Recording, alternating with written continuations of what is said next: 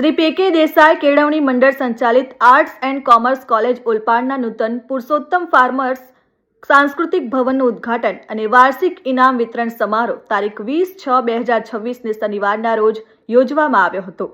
સમારંભમાં અધ્યક્ષ અને ઉદ્ઘાટન તરીકે પૂર્વ મંત્રી અને ઓલપાડના ધારાસભ્ય શ્રી મુકેશભાઈ પટેલ તથા સહ ઉદ્ઘાટક તરીકે ધ પુરુષોત્તમ ફાર્મર્સના પ્રમુખ મનહરભાઈ પટેલ, દીપ પ્રાગટ્ય કરનાર સાયન્સ સુગરના પ્રમુખ રાકેશભાઈ પટેલ, સમારંભના મુખ્ય મહેમાન તરીકે વીર નર્મદ દક્ષિણ ગુજરાત યુનિવર્સિટીના કુલપતિ ડોક્ટર કિશોરસિંહ ચાવડા તથા સુરત ડિસ્ટ્રિક્ટ કોઓપરેટિવ બેંકના મેનેજિંગ ડિરેક્ટર મહાવીરસિંહ ચૌહાણ અતિથિ વિશેષ તરીકે ધ પુરુષોત્તમ ફાર્મર્સના ઉપપ્રમુખ અંકુરભાઈ પટેલ, કામરેજ શુગરના ડિરેક્ટર અમિતભાઈ પટેલ તથા કોલેજના પ્રમુખ બળવંતભાઈ પટેલ, મંત્રી વસંતભાઈ પટેલ અને બોર્ડ ઓફ ડિરેક્ટરો તથા આચાર્ય ડોક્ટર સંજયકુમાર લાલાણી, પ્રોફેસર મિત્રો, સ્ટાફ મિત્રો અને અન્ય સહકારી આગેવાનો તથા મોટી સંખ્યામાં વિદ્યાર્થીઓ હાજર રહ્યા.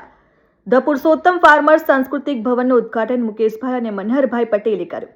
દીપ પ્રાગટ્ય રાકેશભાઈ અને અન્ય સહકારી આગેવાનો કર્યું હતું. કોલેજના વાર્ષિક મુખપત્ર પાથેયનું વિમોચન ડોક્ટર કિશોરસિંહ ચાવડા તથા સમારંભમાં હાજર રહેલ તમામ મહેમાનોએ કર્યું હતું.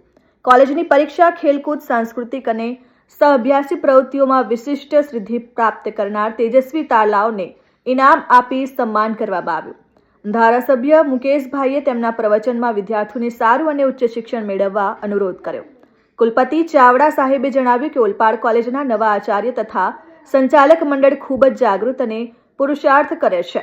યુનિવર્સિટી તરફથી તમામ પ્રકારનું યોગદાન આપવાની ખાતરી પણ આપી. મનહરભાઈ અને રાકેશભાઈએ કોલેજને જરૂરિયાત મુજબની દાન અને સહાય આપવાની ખાતરી આપી અને મહાવીરસિંહ ચૌહાણે પણ બેંક તરફથી વિદ્યાર્થીઓના કલ્યાણ અર્થે યોગદાન આપવા જણાવ્યું હતું.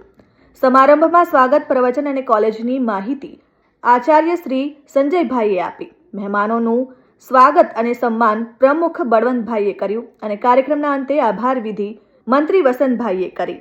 Jignesh Thakor, RN news, Olpad.